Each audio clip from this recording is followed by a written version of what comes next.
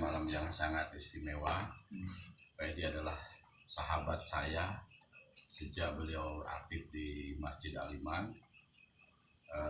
Orangnya yang saya suka dari beliau itu adalah orang yang sangat suka ilmu, dan dia sangat menghormati orang-orang yang berilmu. Ini yang saya suka. Dia orang yang istiqomah. Dia dukung siapapun kalau orang itu memang mengutamakan ilmu, termasuk dalam perjuangan membangun peradaban Masjid Al-Iman di Bukit Sawangan Indah ini. Juga sangat istimewa pada malam ini juga karena hadir 4 anggota Majelis Syuro. Ini buat saya sesuatu yang sangat luar biasa, karena sesuai ikrar kita, komitmen kita bahwa Majelis Syuro tidak hanya ada di Masjid Al-Iman, tapi ada di mana-mana, ada di Al-Bayan, ada di An-Nur, ada di Al-Barokah, bahkan ada di Puri Bali ya Pak. Sehingga kita, Puri Bali itu siapa? Yaitu Pak Kamil juga masih merekrut kita, karena mereka tahu bahwa siapa yang bisa diajak untuk bekerja sama dalam mengembangkan dakwahnya tentunya. Pak Edi, saya tidak berpanjang kalam ya. Saya hanya ingin pesan, ketika Pak Edi nanti di sana mengembangkan dakwah ya, mengembangkan syiar Islam, jangan sampai lupa kita tetap bekerja sama. Amin. Membangun jaringan kemana saja, jangan menutup diri, karena ketika menutup diri maka ilmu yang didapat ya cuma itu saja.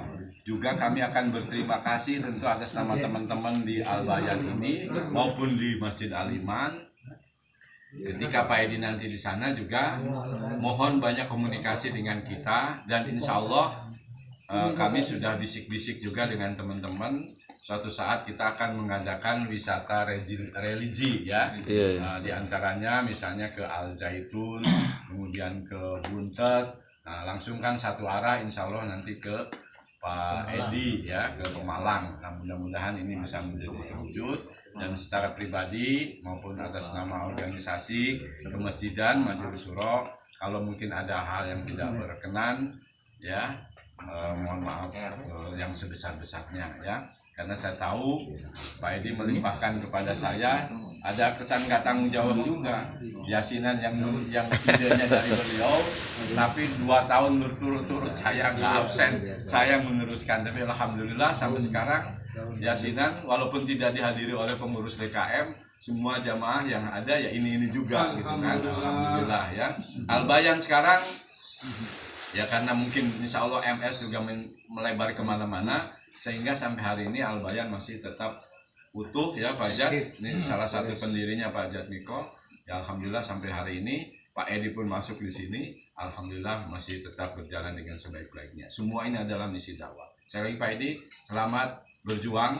Mudah-mudahan di kampung halaman berhasil, sukses, sehingga syiar Islam itu betul-betul menjawab. Pada malam hari ini kita masih bisa bersilaturahmi ya, dalam rangka perpisahan Pak Edi.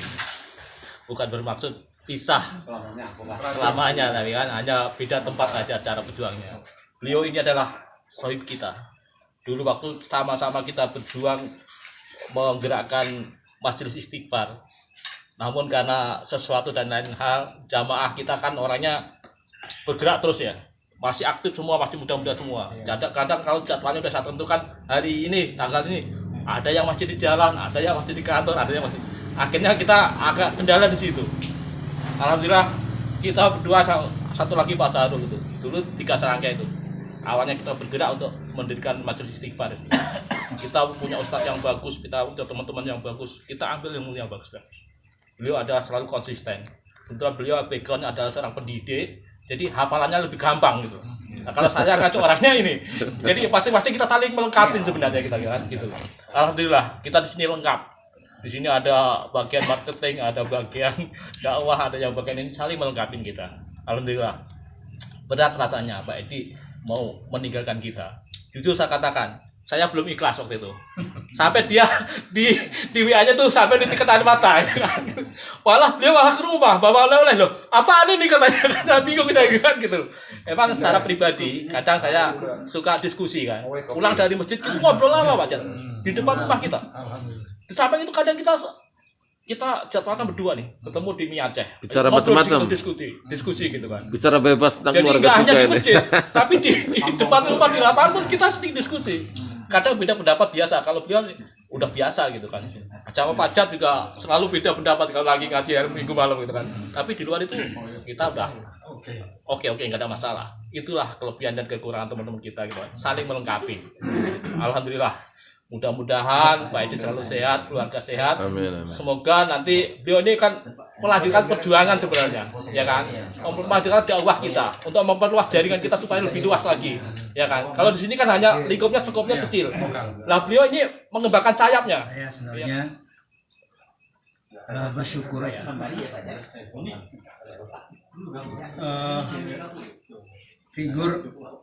Figur Pak Edi ini salah satu sebenarnya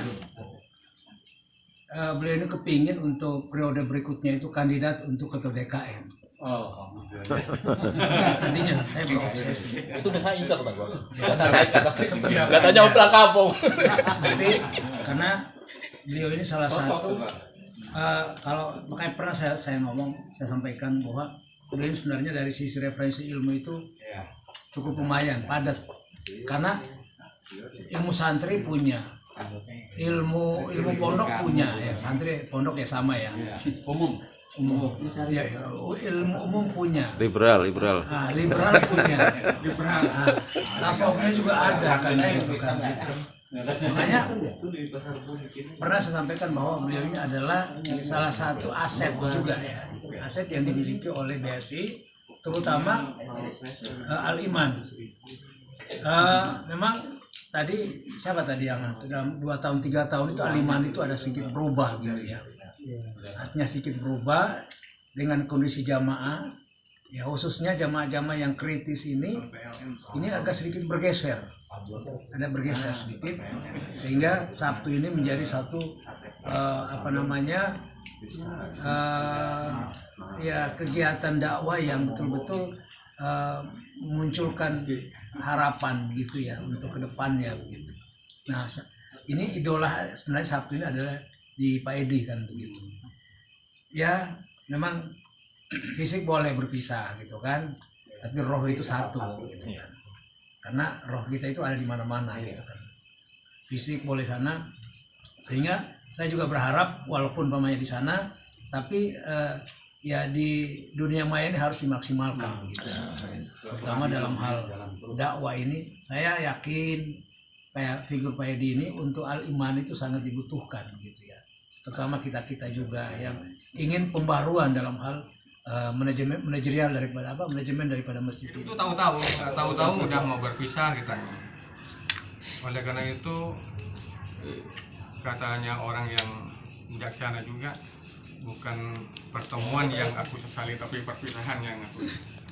Namun untuk kesan saya kepada Pak Edi, beliau itu cara berpikirnya sudah ya level lumayan gitu, dan berbau-bau sedikit liberal. Nah, oleh karena itu nanti di tempat yang baru, kampung halaman, mudah-mudahan bisa menjalankan dengan jamaahnya. Pengingat yang penting pesan Al-Quran, ittaqullah haitsu ma kunta, dimanapun berada, dan matilah dalam keadaan Islam. Jadi saya ingat hadis Nabi ya, ada 2 hal yang orang tidak akan pernah berhenti ya. Yang pertama mencari harta, yang kedua mencari ilmu. Dan saya lihat di dalam Masjid Alam yang ini kira-kira 3-4 tahun belakangan ini memang ada perkembangan yang berbeda. Sebagai orang yang mungkin termasuk generasi awal di Masjid Al-Iman, jadi saya merasakan betul 3-4 tahun terakhir ini memiliki satu perkembangan yang berbeda.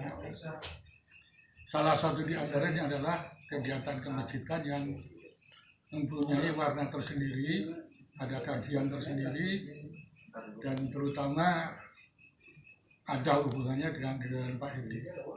Karena Pak Edi ini sangat mencintai ilmu dan konsisten dengan kecintaannya itu, sehingga ada 2 item yang sedang berjalan di Al-Iman ini, yaitu Minggu malam yang dari Istiqlal dan Sabtu pagi. Saya tahu Minggu malam itu antara Pak Edi dengan Pak Parman kebetulan ada di sini yang begitu menggebu-gebu. Saya tahu juga baik moral maupun material beliau berkorban ya, sehingga bisa eksis sampai alhamdulillah sekarang masalah material ditangani oleh DKM. Dulu itu kan ya, sehingga kita bisa mengucapkan terima kasih. Kemudian saya ada 2 hal lagi ya. Yang pertama itu soal persahabatan, yang kedua tentang misi dakwah. Kalau persahabatan mungkin secara fisik kita udah jarang ketemu ya, jarang ketemu. Tapi teknologi itu sudah bisa membantu ya. Kita bisa Zoom, kita bisa komunikasi, dan ini mungkin tidak akan pernah luntur. Hanya komunikasi secara verbal itu kan belum kan. Dan yang kedua, dan ini yang paling penting adalah misi dakwah. Misi dakwah ini yang insya Allah sampai hayat kanul badan, insya Allah tidak selesai. Karena kalau orang sudah rata-rata di atas 50 tahun, apalagi kalau tidak mengisi kehidupan ini dengan penuh makna, penuh manfaat, terutama bukan manfaat diri dan keluarga, manfaat bagi orang lain, dan salah satunya jalan adalah melalui misi dakwah. Dan misi dakwah ini telah ditanamkan oleh Pak Edi yang kira-kira 2-3 tahun belakangan, dan beliau sekarang akan pindah di tempat lain.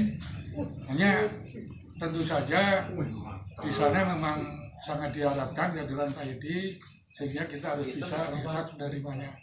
Namun demikian, misi dakwah ini tidak akan pernah berhenti meskipun jarak berjauhan. Kita bisa berkomunikasi insya Allah melalui satu teknologi digital dengan cara-cara yang terhormat dan cara-cara yang beradab. Sahabat saya,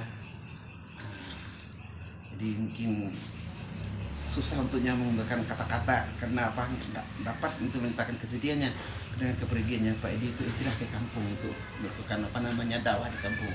Ya mudah-mudahan semua apa yang Pak Edi cita-citakan mudah-mudahan dilancarkan Allah dan diberikan kesehatan, diberikan panjang umur dan dimudahkan segala urusannya Pak Edi. Karena di sini itu orangnya majemuk, Padang, Sunda, Jawa, Sulawesi juga ya, Pak. Itu majemuk. Ini merupakan satu modal. Saya akan bisa meniru apa yang telah disampaikan sama Pak Edi setiap hari Sabtu, cara menjawab seperti bapak-bapak yang lain. Sering isi ceramah malam. Nah, itu kesan saya. Pesan saya, jadilah tetap. Jadi gini, Jepang itu luluh lantak di bom atom Nagasaki dan Hiroshima. Itu pertama yang dibangun apa, yang dicari itu apanya. Nah, itu pesan saya sama Pak Edi. Jadi tetaplah, itu yang dicari adalah guru pendidik. Pak Edi kebetulan tetangga saya, hampir belakang rumah saya gitu kan, hampir tiap hari ketemu. Sebelum saya ke masjid nyaris kita itu berpapasan, nggak pernah tegur-teguran. Alhamdulillah. Alhamdulillah setelah saya ke